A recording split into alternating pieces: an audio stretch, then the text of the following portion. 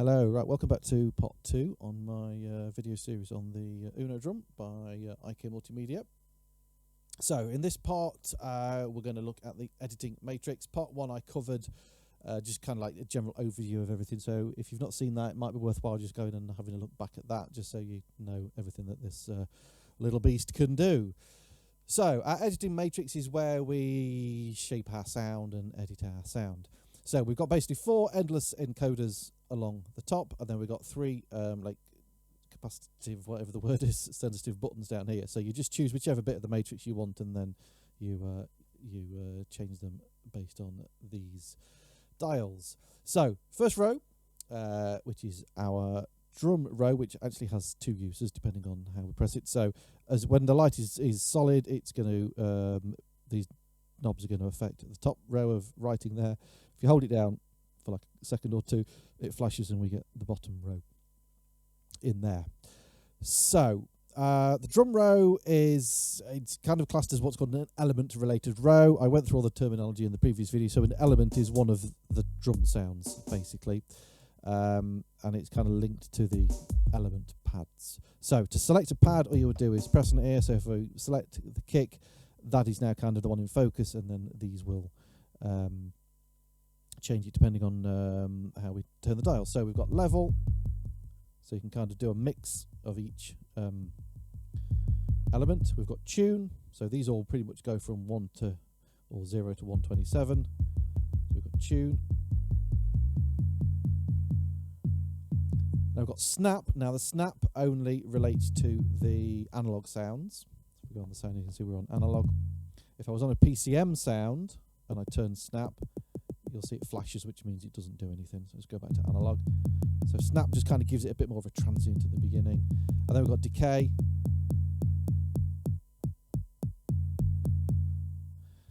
Okay. So yeah, whenever you turn a dial, if it say, I mean, we snap, like say it flashes, so we can't do that on a PCM sound. Decay we can.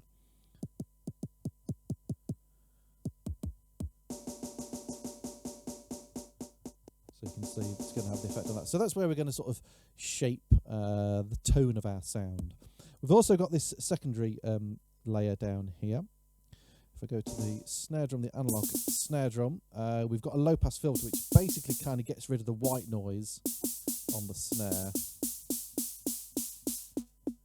Okay, so you just get like the transient bit at the beginning. Okay. I must apologise as well that my recording interface stuff seems to have developed a horrible hiss in the background and a hum, which for the life of me I cannot get rid of, and I don't know where it's coming from. I've tried to EQ it out, so I apologise for that. Just try and ignore it. So if we just go back to the analog sounds, because I'll just go through in a bit more detail what these kind of do. So obviously we've got the tune. Now that goes from around 30 hertz to sorry, that's level. I'm doing the wrong button. So I'm on the wrong flipping thing again. Right. So tune. Hold on, let me get rid of this FM nonsense. There we go. Right, so tune goes from about 30 hertz to around 100 hertz. Obviously decay is just adjusting the decay time. If we go on to the FM one, then the FM stuff is only for kick 1. It's only for this one. So the FM tuning, that's adjusting the tuning of the modulator. If you know about FM synthesis, you'll know what I'm talking about. The FM amount is the amount of modulation. So obviously if that's down at 0, this isn't going to have any effect. But if we bring that in, you can start to hear, we get that kind of FM metallic sort of sound. And you can tune it with that one then once we've dialed some amount in then. And the sweep time, this is just the sweep time of the carrier and the modulator. So it gives us kind of like a pitch down kind of thing. Okay, so we'll get rid of that. And then the snap is just basically the volume of the initial transient, so it gives us a little bit more of a kick kind of at the beginning, or a softer sort of sound. Kick 2, again, if we just go on the analog, I'm just going to go through the analog ones now. Pretty much the same as before. For kick 2, we've just got the options, obviously volume, we've got tune, snap and decay, same as the others. I just roughly covered the low pass filter for the snare. That's that one, like say, that kind of gets rid of the white noise part of the snare. And then the others are pretty much sort of self-explanatory. Let's again go analog. I'm just going to go through the analog ones. Snap doesn't do anything. We've got decay. Now, if you notice with this one, it's slightly different. It's not going to 127. It's going between 0 and 7. So this kind of adjusts the decay between 8 different kind of modes. So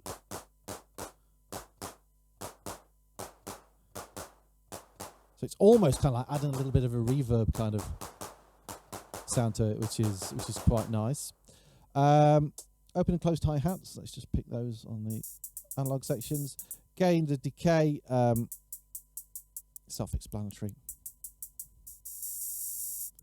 Okay, but tune is going to select kind of like the type of metal noise between 4 selections on this one. So you can see this one goes to 4.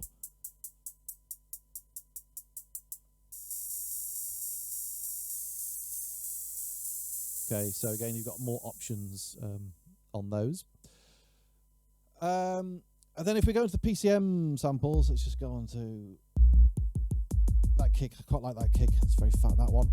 So the tune on the PCM samples, what that's basically doing is it adjusts the speed reading of the PCM samples. So it has the effect of kind of tune, almost like a time stretching kind of thing.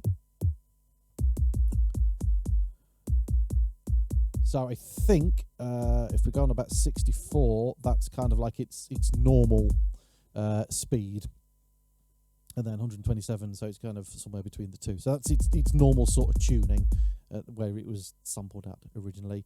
And then what happens with the decay, that reduces the decay time. Basically, it's like the amp envelope. So it'll just shorten off the sort of the release kind of thing, really. Like that. Level and velocity. You can use those to edit your volumes. Go between 0 and 127. And then basically all of those controls, however we have them all set, we can then just save those as a kit. Okay, so the effects row is kind of like a global setting. So you can't set different compression and drive amounts for separate elements. It just kind of like affects the whole thing. So if I put like the compressor on that kick to 27, if I then go on kick 2 and do the same thing, it's at the same level, right? So it's just kind of like the whole thing. Same thing with the drive. So that's kind of like, but you can store it within a kit. Those different, so you can have like the same kit sounds, but with different compression and drive settings on it. So the compressor is going to give it, a bit more oomph. And then the drive is kind of like a little bit of sort of a distortion kind of thing, just to give it a bit of dirt. That kind of thing. We've then got Stutter. So the next two, the stutter and the amount, are linked together. So this is kind of like a MIDI effect. And it adjusts the parameters for when we press the stutter button. So that kind of thing. So we've got 10 different stutter settings, which I'll go through in a second. And then we've got the amount. So if that's set at 1, that's only going to do the stutter effect on the kick drum. So let's just...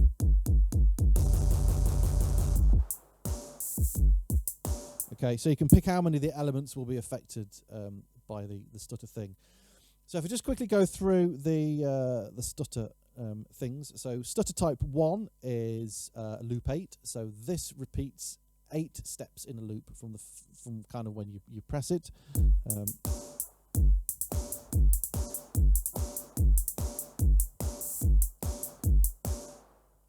Okay, so that's one. Stutter type 2 is loops round 4. Stutter 3 loops in triplets.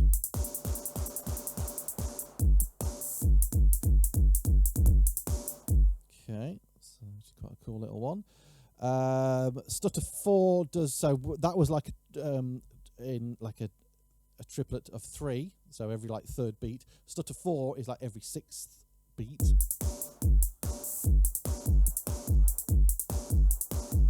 gain, so you can get some nice different effects with that. Stutter 5 is like a fill where it just kind of like plays random kind of.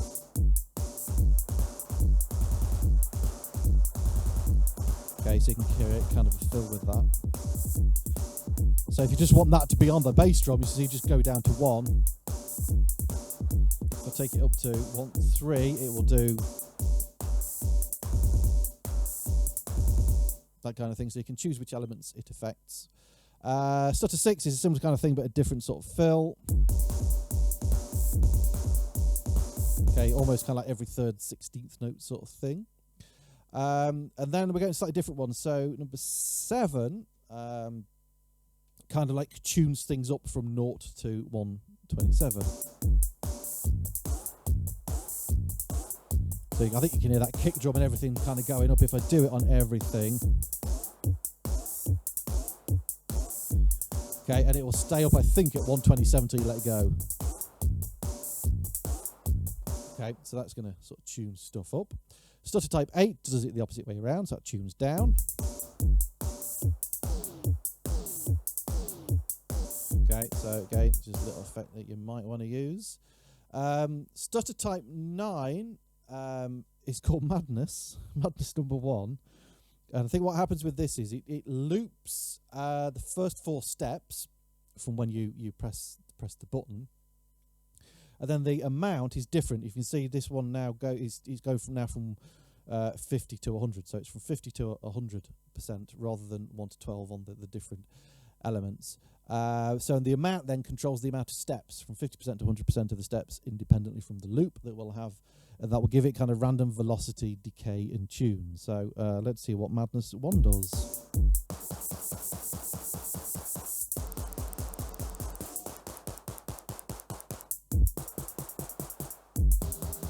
Okay, it's Madness. Madness 2 does the same kind of thing, but with 3 steps rather than 4 steps. So this is Stutter type 10.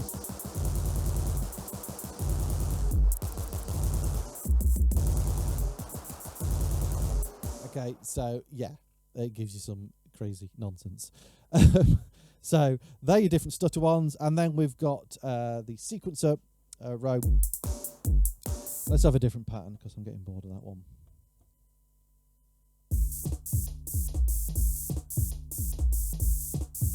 Let's just go with number 1 and kit 1. Why not? That'll do. Okay.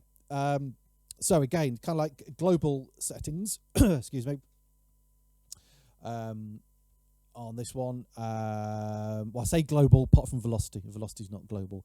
So swing is kind of like a MIDI effect that's just going to give it a swing sort of feel. So if it's right down at 50, it's basically playing it straight. So it goes from 50 to 70. Which will kind of shift your notes around a little bit to give you a swing feel. Now the division one, I'm going to do a separate video on that because it gets quite in depth, and I don't want these videos to be too long. And it will make more sense if I'll do the next video on that. Will make a little bit more sense, I think. So watch out for that one in part 3. Humanize is kind of a MIDI effect that adjusts the randomness and probability of the velocity and steps and so on, just to give something a little bit more of a human feel. A good example of this would be like hi-hats. So if we had, in fact, what I'll do is let's just clear the pattern, and I'm going to put just a row of 16ths on the. Oops, if I could do it. Why is it not doing it?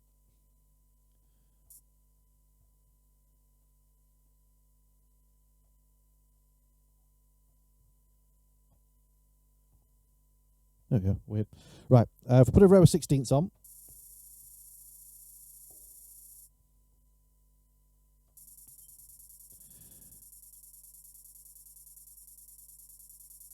Let's just turn that up a little bit. Okay, now if I humanize it, you'll hear, hopefully.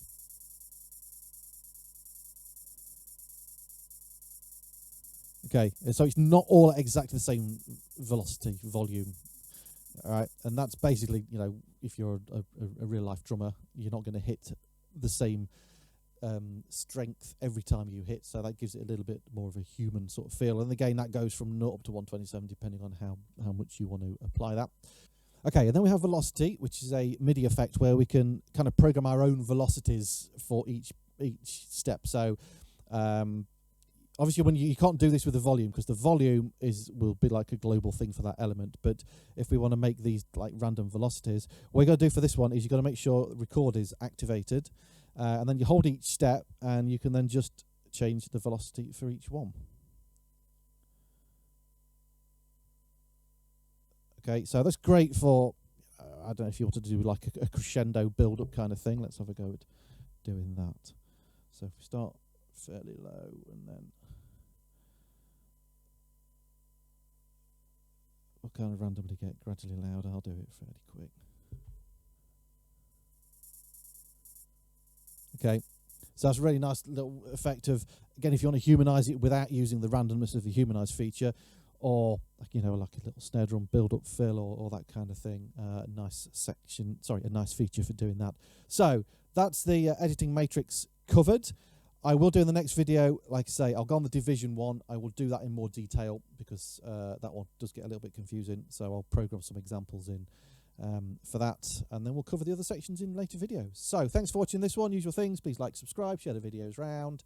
If you want to support the channel and get some free stuff, then please consider subscribing to my Patreon, which is either $1 or $3.50 a month. Links to that will appear in the description, and also there'll be an information card, and there's a link on my channel header as well. So thanks for watching this one, and I will see you in part 3 when we'll cover the division section. Cheers.